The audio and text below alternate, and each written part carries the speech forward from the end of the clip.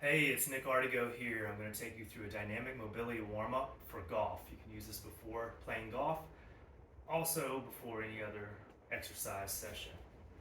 What it's going to do is get the joints lubricated, get your body moving through its full ranges of motion, warm up the muscles, also get the blood flowing, body temperature up, just so that you move more effectively in every way.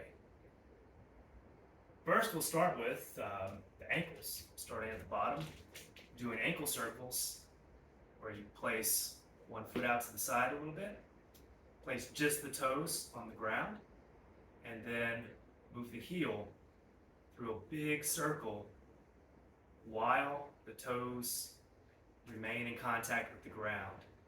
10 to 15 repetitions in one direction, and then 10 to 15 repetitions in the other direction, doing that on both sides. 10 to 15 in one direction, 10 to 15 repetitions in the other direction. Next, we're working on the knee circles. Get both feet together, both knees together. Move the knees forward, and then to one side, and then back, and then to the other side. 10 to 15 knee circles going in one direction, 10 to 15 knee circles going in the other direction. Although we call them knee circles, the ankles and the hips are also getting some movement as well as the torso. Next is the hip circles. Feet spread apart a little bit. We're going to move the hips forward and to the side and then back and to the other side. Going for 10 to 15 in one direction and 10 to 15 repetitions in the other direction. Also being sure that when you push the hips back, you're hinging the hips rather than bending at the spine. Next one is going to be the leg swings. You find a wall or a fence. You place first one hand on the wall, and the same side leg of the hand that's on the wall is going to swing up and down in this way. You can start with a little bit of height and then build up some height over the 15 reps that you do. For the other side, you'll put the other hand on the wall, swinging leg. It's the same side as the hand that's on the wall. Other form of leg swings, side leg swings. Step back from the wall a little bit, both hands are up on the wall. Kick one leg out to the side, then let it come back to the middle. Really emphasize the outward movement of the leg. Let gravity take care of the movement inward and across the body. Don't try to push the range of motion across the body too much. Just kick the leg out, let gravity handle the other part. 10 to 15 reps on each side there. Next exercise is called the washing machine. I'm going to get up closer so you can kind of see it. What we want to do is have the shoulders rotating one way while the hips rotate the opposite way. So my hips, think of my belt loop, my belt buckle facing one way while the shoulders go the other way. The feet remain in contact with the ground, so it looks kind of like the twist, except the feet remain in contact with the ground and the hips and shoulders go opposite. It may take some work to get that one, but it's worthwhile for golf in that a big component of performance is after the end of the backswing, initiating the frontward swing, forward swing with the hips. Boom. Next, we're working on the hip hinge. Hip hinge looks like this. Imagine that your hips are hinges.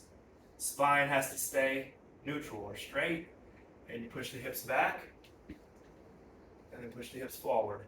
Hips back, hips forward. Hips back, hips forward. Now you may, if you have really flexible hamstrings, you may be able to get pretty far with just the hips. And it might only be like this far, pushing the hips back, forward. Either way, you're not extending the range by bending the spine. Only go so far as you can by hinging the hips. If I can go farther, but I've bent my spine, the spine is rounded here, that's not what we want on this drill. It's all about the hip hinge. The next one is to go into the hip hinge position. That previous hip hinge, you'll do that 10 to 15 repetitions as well. Back and forward.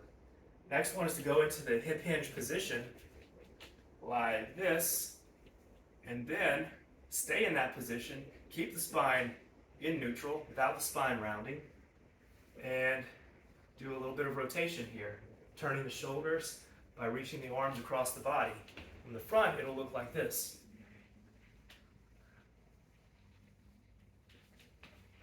Be sure, once again, that the bending is coming from the hips and not the spine.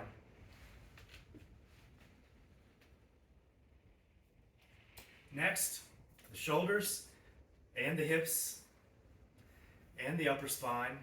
It's called the standing swimmer. So what it'll look like, you're going to do it both directions. A backstroke and a forward stroke. This is what the backstroke drill would look like. You want to go over the top 10 to 15 times with each arm, and then the forward stroke will look like this. There's a little bit of turn of the hips, and a little bit of a turn of the shoulders.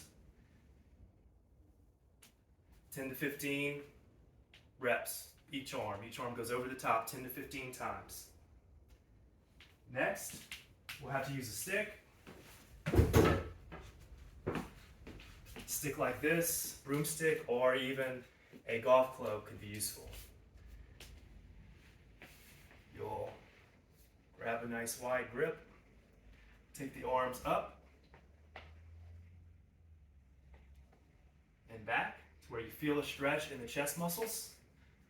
From that position, we'll start to turn the hips and the shoulders. Turn the hips and the shoulders. Hips and the shoulders. Go 10 to 15 times each direction, to each side. The next one will be holding the same stick, palms up, and then rotating in the same way. The arm that goes across my body, I'm kind of using it to get a little bit of an extra stretch here, a little bit of extra range of motion.